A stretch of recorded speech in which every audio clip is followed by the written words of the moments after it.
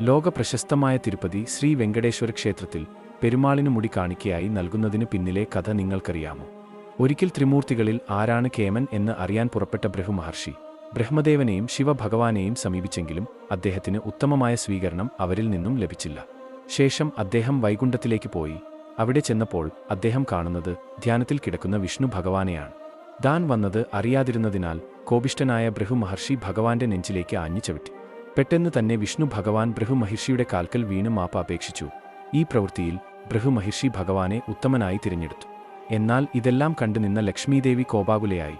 താൻ വസിക്കുന്ന തന്റെ പതിയുടെ ഹൃദയത്തിൽ മറ്റൊരു വ്യക്തി ചവിട്ടിയിട്ടും ഭഗവാൻ പ്രതികരിക്കാതിരുന്നതിനാൽ ദേവി അവിടെ നിന്ന് പിണങ്ങി ഭൂമിയിലേക്ക് തപസ് ചെയ്യാൻ പോയി. ലക്ഷ്മീദേവിയെ തിരഞ്ഞ് ഭൂമിയിലേക്ക് പുറപ്പെട്ട വിഷ്ണു ഭഗവാൻ ശ്രീനിവാസൻ എന്ന നാമത്തിൽ മനുഷ്യരൂപം സ്വീകരിച്ച് തിരുമലയിലെത്തി.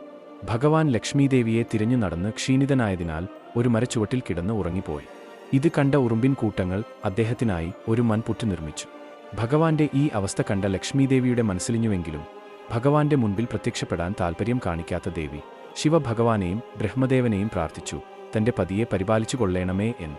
കാര്യങ്ങൾ മനസ്സിലാക്കിയ ബ്രഹ്മദേവനും ശിവഭഗവാനും ഒരു പശുവിന്റെയും പശുക്കുട്ടിയുടെയും രൂപത്തിൽ ഭൂലോകത്തിൽ പ്രത്യക്ഷപ്പെട്ടു. അവർ രണ്ടും അടുത്തുള്ള കന്നുകാലിക്കൂട്ടത്തിൽ ചേർന്നു. നിത്യവും മേയാൻ പോകുമ്പോൾ പശു ഭഗവാൻ ഇരിക്കുന്ന ആ മൺപുറ്റിനുള്ളിലേക്ക് പാൽ ചുരത്തുമായിരുന്നു. ഒരു ദിവസം പശുവിന്റെ ഉടമസ്ഥൻ ഇത് കാണാൻ ഇടയായി. പശു ഭഗവാനാണ് പാൽ നൽകുന്നതെന്ന് അറിയാതെ ഉടമസ്ഥൻ, എന്റെ പുല്ലും ഭക്ഷണവും കഴിച്ച് നീ മൺപുറ്റിലേക്ക് പാൽ ചുരത്തുന്നുവോ എന്ന് പറഞ്ഞ് ദേഷ്യത്തോടെ കയ്യിലുണ്ടായിരുന്ന കോടാലി പശുവിന് നേരെ എറിഞ്ഞു. എന്നാൽ കോടാലി പുറ്റിലിരിക്കുന്ന ഭഗവാന്റെ തലയിൽ ചെറുതായി തട്ടുകയും പരിക്ക് പറ്റിയ ഭാഗത്തെ മുടി നഷ്ടപ്പെടുകയും ചെയ്തു.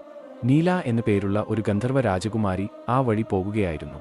അപ്രതീക്ഷിതമായി ദേവി ശ്രീനിവാസ് ഭഗവാനെ കാണാൻ ഇടയായി. അദ്ദേഹത്തിന്റെ സൗന്ദര്യം കണ്ട് ദേവി അല്പനേരം അദ്ദേഹത്തെ നോക്കി നിന്നു. അപ്പോഴാണ് ദേവിക്ക് ഭഗവാന്റെ പരിക്ക് പറ്റിയ ഭാഗത്തെ മുടി നഷ്ടപ്പെട്ടതായി ശ്രദ്ധയിൽപ്പെട്ടത്. ഇത് കണ്ട ദേവി ഉടൻ തന്നെ തന്റെ തലയിൽ നിന്നും മുടി വേരോടെ പിഴുത്തെടുത്ത് ഭഗവാന്റെ തലയിൽ വെച്ചുകൊടുത്തു. പെട്ടെന്ന് ആ മുടി ശ്രീനിവാസ് ഭഗവാന്റെ മുടിയുമായി ഒന്നായി ചേരുകയും ചെയ്തു. ഇതിൽ സന്തുഷ്ടനായ ഭഗവാൻ ദേവിയോട് പറഞ്ഞു, ദേവി, യുവതിയായ നിനക്കാണ് മുടിയുടെ ആവശ്യം. എന്നിട്ടും നീ എനിക്ക് നിന്റെ മുടി ദാനം ചെയ്തു. പറയൂ, എന്ത് വരമാണ് വേണ്ടത്? ഭഗവാനെ അങ്ങയെ കാണാനെത്തി മുടി കാണിക്ക നൽകുന്ന ഭക്തർക്ക് അങ്ങ് അവരുടെ ആവശ്യങ്ങൾ സഫലമാക്കി കൊടുക്കണമെന്ന് ഞാൻ ആഗ്രഹിക്കുന്നു. ധനിക്കായി ഒന്നും ആവശ്യപ്പെടാതെ ലോകർക്ക് വേണ്ടി വരം ചോദിച്ച നീലാദേവിക്ക് ഭഗവാൻ സന്തോഷത്തോടെ ആ വരം സഫലമാക്കി നൽകി അനുഗ്രഹിച്ചു. ഇങ്ങനെയാണ് പെരുമാളിന് മുടി കാണിക്കയായി നൽകുന്നത് ആചാരമായി വന്നത്. ഓം നമോ വെങ്കടേശ്വരായ.